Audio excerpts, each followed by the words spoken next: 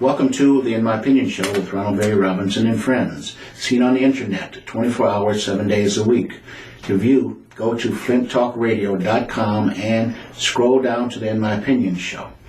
Also, the In My Opinion Show can be seen on Flint, Michigan Comcast Cable, Channel 17 every Saturday at 6 p.m. and every Wednesday at 8:30. The In My Opinion Show can also be viewed on Detroit, Michigan Comcast Cable, Channel 68, 7 days a week at various times. Please consult your community calendar. We have a very, very interesting program in store for our millions of viewers worldwide. First, but let me introduce our spectacular panel. We have Mr. Henry Hatter. Thank you, Ron. You're welcome. We have Miss Denise Smith Allen. How you doing, Ron? Great. Well, welcome all to the In My Opinion Show. What has America become? 101-year-old lady being kicked out of her home because the bank won't consider any other options. Thousands of families in Michigan being kicked off assistance. As of October 1st, the count is over 42,000. And then every month thereafter, there will be thousands more. Tens of thousands of children in Michigan being denied quality education. Government Snyder taking hundreds of dollars from students to help balance the state budget. Workers' rights being challenged. Union rights being challenged. Right to work state on the agenda. Special interests are willing to sacrifice the nation so that a black man that is presently in the office, President Barack Obama, will not get reelected. This is shameful. We've got to work together to challenge the powers that be and remove them that want to take our country back to the 15th, 16th century. Those are my thoughts. Denise, what are your thoughts? Wow, you've touched on quite a number of issues.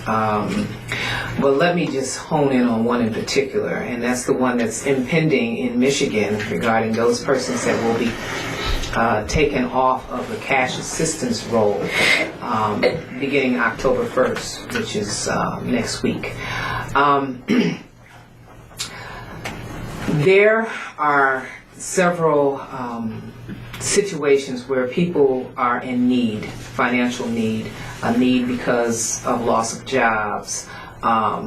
There have been situations where it's an emergency situation, and for those persons I am not speaking of. But I am going to speak to the fact that we do have some individual families who have used the public assistance system as a means of entitlement, and they have from one generation to the next passed that on as an entitlement situation, which is not healthy. It is in fact limiting their ability to become economically sound and being able to take care of themselves because they have become totally dependent upon a system. Having said that, I believe that now this will force people that are in that category to take a look at their lives and figure out a way in which they can survive, whether that means going to school and learning a trade, finishing their high school, moving on to college, whatever that may be, in order for them to be able to sustain themselves in a way. But for those persons, and it's going to be collateral damage. There are definitely going to be people who are going to be affected, who are in dire need. Okay, that is going to be very unfortunate. we're going to see probably a spike in, number one, we're going to see a spike in crime, and we're going to also see a spike in homelessness. People who are going to be living out of their cars, if they have cars, under the bridge, whatever, because of that situation. All right. The other side of that, from the economic standpoint, I believe that the state is broke, and this may be a way, because eventually some of those same persons that are going to get kicked off are going to be in a position where they're going to be able to reapply and get on eventually. But during that time period when they're off, that will be resources that will be held, okay, and possibly used in the banking system or whatever to create interest that will help build a very, very sluggish economy here. So I see it from both perspectives, but I see again that there are going to be some people who are going to hurt from this, and then there are those that will need to be hurt so that they can move past the dependency.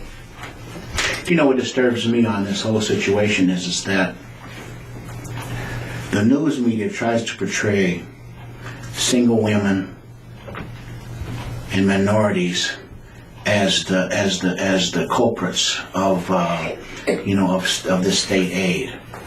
Common sense dictates there's over 370 million people in the United States. All right, minorities are in the neighborhood of maybe 12%. All right, and this mess this false information has got to change. All right. But every day or in the paper you see it's the fault of black folks, or Hispanics. When statistics show you, all right, go to your internet if you don't believe what I'm saying. What's the population of the United States? How is it broken down? All right? Mm-hmm. Hispanics, African Americans, white folks. All right. So who most benefits from this cash assistance? Let me just speak about the state of Michigan. All right. White people benefit most from this cash assistance. It's not the minority. It's not the African Americans or the Hispanics or any other group. It's the white people. Henry, what is your thought? This is kind of interesting, but I like what Denise has had to say. It is well thought out and it's well put together. And for anybody who looks at the logic of why something is done, or the truth, or the intended consequence of an action, would probably appreciate what Denise has said. Now, it is true that the banks have no sensitivity or compassion for poor people. It is an institution. It's a business. It's in the business of making money for its investors. And so all of a sudden it tells this 100-year-old lady, ma'am, you gotta move. Now it doesn't know this lady personally. It has no fight with her. And that's the dross in our system.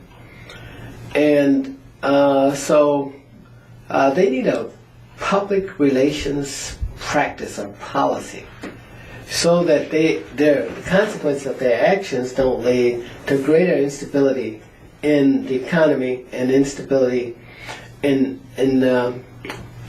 government. Because people are likely to react negatively to that. Just like you are today. Mm-hmm. Many other people that we don't even know who's watching this show feel ingrained by this insensitivity of banks or government. But that problem is part of a greater problem. Government bears some responsibility, including the welfare agency and so on and so forth. They should know who these people are. They should know their condition. It's a 105-year-old lady that bears watching. And somehow, Denise, you might know, but I believe that there are organizations who do study aged people and provide for their benefits, but I don't remember what Right. that is. But why a group like that isn't going out and protecting the welfare of people like that so they don't fall into the system of great governmental criticism for really just bad public policy Absolutely. and for ugly banks who appear to be greedy. Now that is shaped in our minds, and now you got to go back and try to undo all of this, and it's just impossible to undo because you're always inundated with another event tomorrow or the next day. Right. So you say, well, what do we do about this? It's got to be racism. It's got to be classism. It's got to be something else. But it could be, I don't know, it could be just a lack of understanding and a lack of avenues to solve the problem, but I believe it could be done. But we don't want to spend another year talking about a problem like this. We need to see, encourage somebody who is listening to the show today to find out what the facts are. Right. And share these in a public forum with us, because we can help them resolve these problems. I think what you mentioned was in terms of organizations that deal with the elderly population. You've got AARP, which is nationally recognized, and then you've got the Valley Aging associations, which would be more than likely a state organization. But there were a couple of other factors that were not discussed in regards to that case. All right. First of all, as you said, banking insensitivity, because if they got her personal, her record, all they had to do was look at the birth date, and they would have been able to see that this woman was of an elderly woman. The other piece to that was that this was her home, and there were taxes that were owed, and her 65-year-old son was responsible for paying the taxes, and for some reason he didn't pay it, and we're not clear as to why he didn't pay it, but he didn't do it. Okay, and so that also puts a different spin on the circumstances. But certainly anybody that has a heart or a conscience finds that to be egregious, but that is a part of the bigger problem of what we're dealing with institutional racism or institutional things that have occurred that have affected every avenue of our lives. Okay, and in that regard, it's an unfortunate situation. I'm praying that situation had been resolved, but in the meantime, these situations will again and again occur until we. Can we, as an initiative, appeal to AARP and the Valley for the Agency to call us back live and talk about this problem? Can we do that? Absolutely. Can we challenge them to do that? Yeah, I think Will they do that? Well, let's Now, hope that they would. if you look at it, now you've raised an issue here that is a problem that we're all concerned about. Do we just talk about it and let it go? Or do we hope that it'll go away by itself? Or do we try to get some resolution to a problem that we know to be true and we're very passionate about? I think that that's what we need to do. And I think that, Mr. Chair, that you need to contact the Valley for the Agency in Detroit and the AARP. Well, we have a branch right here in Flint. Send them the article and say, how can this happen? Absolutely. Absolutely. perhaps we could even get them on the show. Yeah, get them on the show. Absolutely. Absolutely. Get them on the show. Between a Democrat and two Republicans. A thorn in the rose, okay? How's that? Independent. Yeah, okay. Just bring them on the show so we can have fun with them. Independent. We want to have fun with these guys, and the audience will be able to look at them and look in their eyes and deem whether they're credible or not. Well, we'll hold our feet to the fire like we do on all of our shows. All Just right. challenge them. Ask them to come on the show and share information. We want Yeah, I think that would certainly help. We need to educate. Yeah. All the time we have to educate our Absolutely. folks. Education is the thing to have. Okay. Let's change gears here for a moment. Lawyers. EM, Emergency Manager Law targets black cities. Constitutional and civil rights breaches cited. As a ballot petition to repeal Public Act 4, the emergency manager law, circulates throughout the state, a broad coalition of labor and civil rights attorneys has already instituted legal action to defeat the bill in court. Filed in Ingham County Circuit Court June 22nd, the lawsuit states that Public Act 4 illegally establishes a new form of local government, violating the constitutional rights of Michigan residents. Attorney William Goodman of the Detroit Lawyers Guild told a national conference of black lawyers forum held July 28 at Fellowship Chapel that putting together a legal strategy against a law so unjust proved challenging. The courts are controlled by reactionary right-wing train of thought, Goodman said, but we have drafted a lawsuit that is very strong and powerful.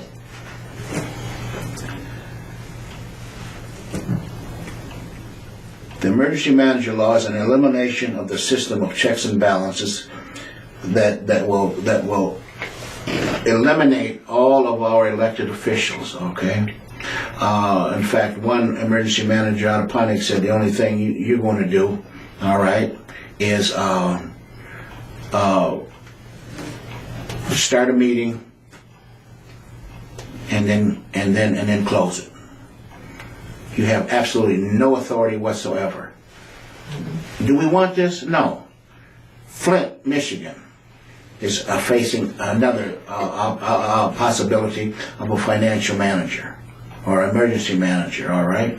And hopefully it will not come to pass, all right? In a meeting that I attended last week, you have to have a third of the valid signatures, I think, that like Snyder, if we want to repeal him, we want to repeal Public Act 4, then the voters of Michigan have to come up with 161,000 verifiable signatures to put this on a ballot of 2012, and this is what we have to do.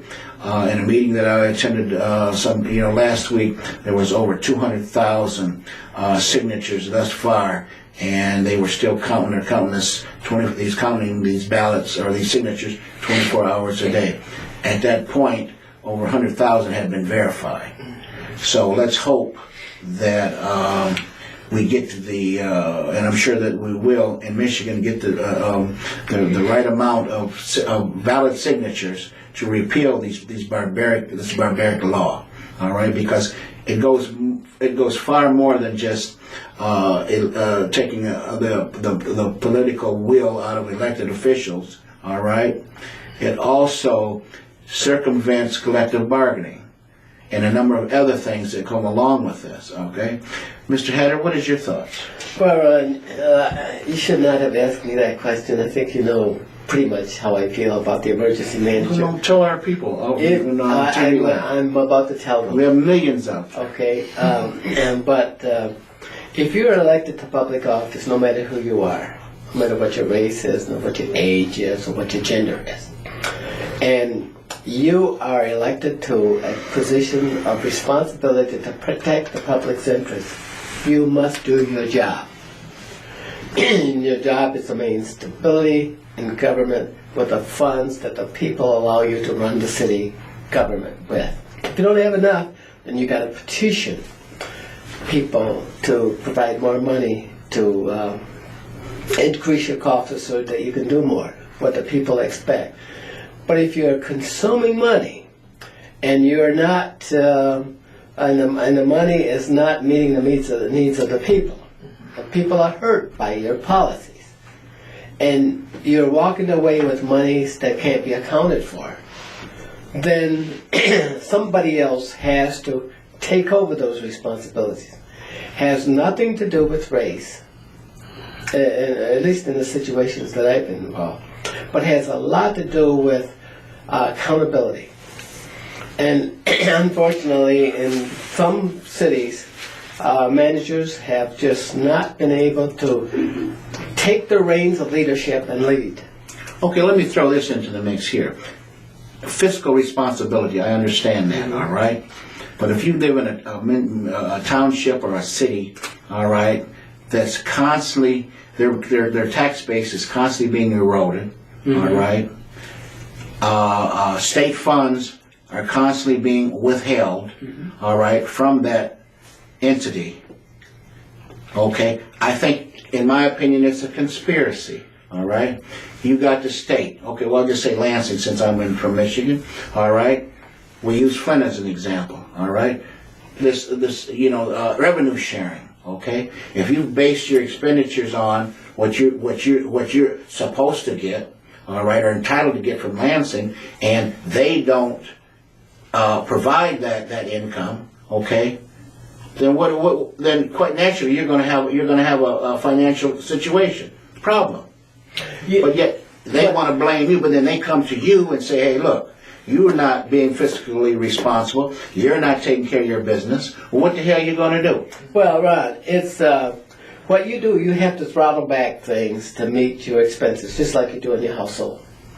Things that you can't pay for, or you don't need, or can't afford, let them go. And then Government expects you to use that kind of common sense. Okay, but then you got collective bargaining, all right? The unions, they busted their butts out there, all right? But that's a different issue. But if they won't come to if they don't want to come to the table and agree for 10% or 15% or 20% reduction, I mean, that's another assault on collective bargaining, which I think the state of Michigan, with this right to work situation, is doing. Well, Ron, the state is broke. There's no money. You can't get money. Okay, great example. Okay. Then maybe this federal government should come into that state and say, hey, look, we're going to put a emergency manager on your ass, okay? Because you're broke. Yeah. How come you didn't take care of your fiscal responsibility? I think they did. Yeah. Because we got who we got in the governor's office, and that is an emergency manager if I ever saw one. Well, Absolutely. he acts like an emergency manager, but it's all good for the cause. But I no, with the bargaining issue, collective bargaining. That's another thing that we can't convolute in this discussion. We've got to talk about the responsibility of people to lead the city, to make the necessary adjustments, to monitor the its income and the liabilities that they have, to cut back on various types of expenditures that they can no longer afford. That's what government should be doing. Sure, I agree with that. And then all the things that fall outside of that is somebody else's responsibility. If they can take care of just the responsibilities and meet the needs of the people there, I know that this sounds like pie in the sky. And a lot of people are going to be unhappy. But the government will be stabilized. And that's what you need to do. You need to, like a doctor with his patient, you need to stabilize the situation. And in many cities, they've just let things go to rock bottom. Okay, let's leave the cities alone for a minute here. What about public education? All right, this guy, you know, is withholding what, hundreds of dollars from each student. Now, why is that? Why is that happening? Because they don't have the money. Okay, but you're talking about fiscal responsibility. You know what? With students, this is difficult to properly convince you because you. When the 2 minutes we got left, convince our millions of viewers outside. What's the difference? But students, we could absorb some of that loss in income by increasing class size. Laying teachers off. I went to a school where I was 30 in my class. But right now we look at school district of 22. Why not have the increased class size? If you don't have the money, you gotta increase class size. And you gotta make your teachers responsible. And you gotta make sure that they come to school and teach when they are assigned to teach. You can't just decide to take a day off and bring in a new teacher for that day and pay $100 for that teacher, and the other person get a daily wage, there's something wrong with the process, and this is what they're trying to get a handle on right now. And we need to work with the governor and public education and the labor unions involved, because that's what we're going to have to deal with. And we need to be very assertive, and this is the way we need to do. And I don't think that managers in cities have been assertive enough. They have not taken the leadership. They have not tried to draw in the control. They've been too influenced by outside intrusion. And they have not steered the government in the direction that it needs to go. That's my view on the problem with cities. Okay. I'm sorry. No, that's fine. That's fine. That's fine. That overwhelming? No, I'm sorry. no. Okay. Any in conclusion, any more thoughts? I just see this is, again, an unfortunate situation that we find ourselves. We haven't really learned from any of our mistakes. Fiscal responsibility is a paramount responsibility for any entity in government. And when you have less resources, you need to figure out ways in which you can either generate more revenue, or you need to cut back on the kinds of services and things that people have depended upon, which is a very difficult process, but you have to educate your constituency so they'll understand it. Exactly. That's my point. Any No, Ron, this was a good discussion, and I'm sure that the governor will really appreciate hearing this. Well, I hope you're a one-time governor, Snyder. I really do. Hope you hear that too. This has been a wonderful discussion. I want to thank our excellent technical staff. I want to thank our millions of viewers worldwide for watching the In My Opinion show, and I want to thank our magnificent co-host for bringing enlightenment to our viewers. Mrs. Denise Smith Allen, Mr. Henry Hatter. Thank you, Ron. This is Ronald Berry Robinson saying, stay focused.